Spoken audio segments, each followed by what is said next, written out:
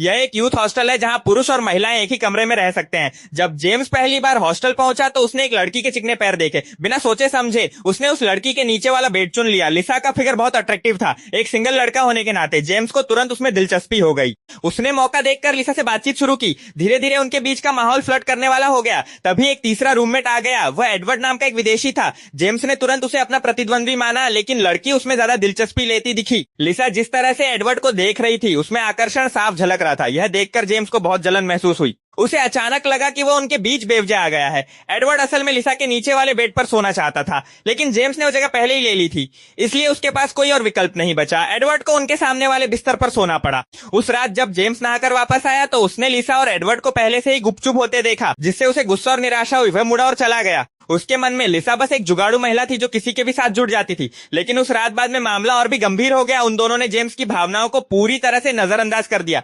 बिस्तर पर लेटे हुए जेम्स को बिल्कुल भी नींद नहीं आ रही थी। उसके पास हेडफोन लगाने के अलावा कोई चारा नहीं था।